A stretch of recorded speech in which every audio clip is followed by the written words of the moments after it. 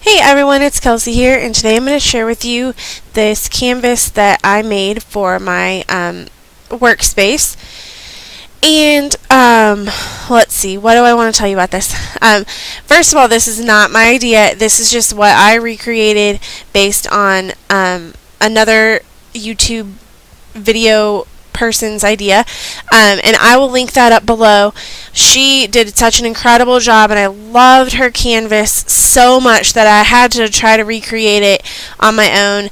And she actually shows a tutorial of everything that I'm showing here, plus she shows a tutorial of the mermaid that goes on this canvas too, which I have to admit I was terrified to make. I've never worked with clay. I never have tried to sculpt anything before, and I'm really not much of an artist at all. So I was terrified to try to recreate this mermaid that she made, but I did it, and I was really proud of myself. So I just am going to share with you guys my version of this canvas and how I put it together, and then in her video she sets it all to music, and I'm just going to narrate mine to kind of share with you guys my process and how I put it all together and what I'm using and whatnot.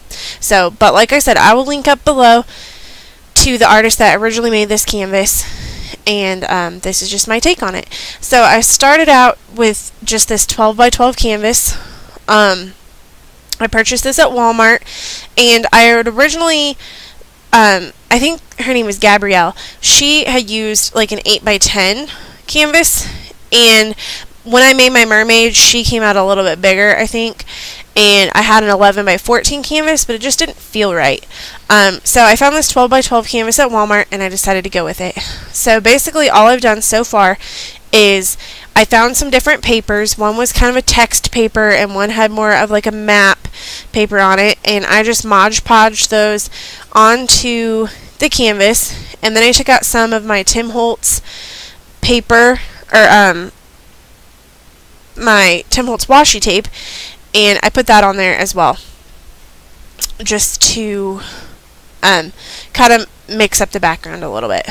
And what I'm doing here is I'm mixing some gel medium in with some teal color shine by Heidi Swapp, and this is because I did not have any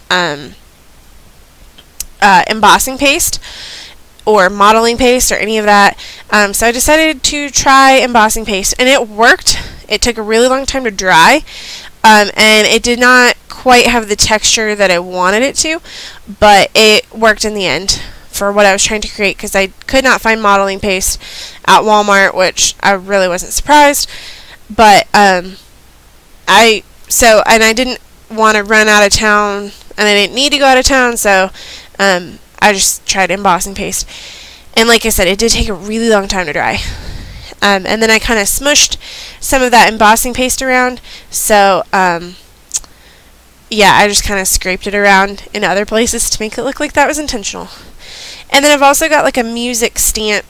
It looks like music notes on a staff, and I'm just stamping that in some, I think, Memento ink, which maybe Staz-On would have worked better. It kind of smudged, but by the time I get done with this whole canvas, you will not be able to really tell. So that's the good news, is it's a huge work in progress. This whole canvas is just a huge work in progress, and you can really play with it, and there's a lot of layers. So don't be too scared to try doing this on your own. So this is my version of how I painted my mermaid, and this is all going really, really fast. The video is going fast because, I mean, mostly I'm painting and Mod Podging stuff onto the canvas at this point, so it's really not super exciting at this point, but I just wanted to share with you my process and how I got it all done. And Gabrielle, in her original video, she used a different product. They're like shimmery paints, and she's got links to that, and I believe she was a design team member for that company that has these paints. But at $3 plus shipping, which means I would have had to wait to get the product in, I decided to try my version, and just to see how I liked it. And so this is just acrylic paint. I purchased this at Walmart, but I'm sure you can get it at Michael's or Hobby Lobby. And it's just with the other acrylic paints, and it has a metallic finish. So the gold has a metallic finish. I got some copper, and then I think that one's called Ice Blue and Peridot, the blue and the green ones. And I mixed the blue and the green together to get kind of that shimmery mermaid scale color. And then the gold is just straight gold for her hair. And I did break her tail off. Her tail was very, very delicate, and I accidentally broke it off. So, but no worries, I fixed it in the end. But basically, so this was just my version of it, and it came out a lot cheaper, I'm sure, because the acrylic paint is really cheap compared to $3 a bottle, and I know that I will use the acrylic paint again. So I had this paint color for the mermaid's skin, and it was coming out just a little bit too pink looking, so I added a little bit of gold to maybe get a little bit of shimmer to her, and a little bit of white. And she still came out a little bit the wrong color, but I still mostly like the way this turned out. And I probably could have just not even added the gold, because it didn't add really any shimmer or color to her. So anyway, so as you can see, I'm just painting the mermaid, touching up the gold hair there. And you could definitely use like a copper color, or I don't know if they had a black metallic. I can't remember. They probably, I don't know, but you could check it out, and you could probably mix a color even that you liked to do her hair in a different color. I just am partial to blondes, I guess. So anyway, so this is the coppery color that I was telling you about, and I picked these letters out. Again, I got these letters at Walmart. It's actually amazing how much stuff I got at Walmart for this project. I mean, I know not all Walmarts have a very good craft section. Mine happens to have a really good craft section, so I feel really lucky in that I can find a lot of supplies at my local Walmart.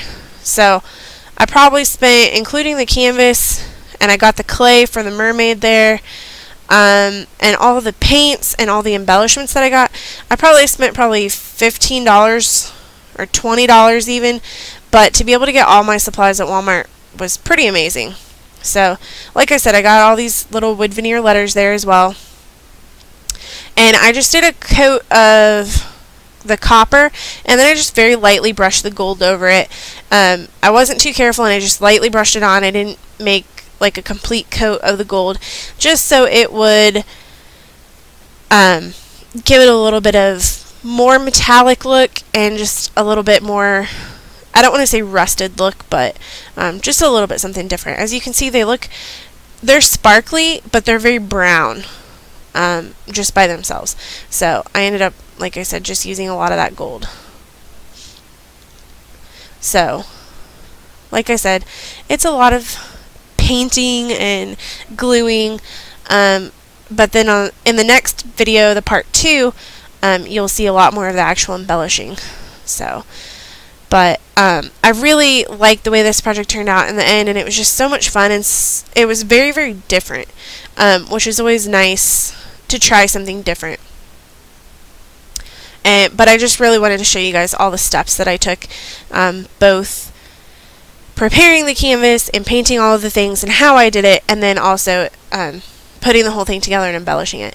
And I was going to film how the mermaid came together and how I sculpted her out of clay, which, like I said, I made her out of Sculpey clay, and I got it at Walmart, and it was just really easy to work with. And like I said, I've never sculpted anything, but I think I did all right on this.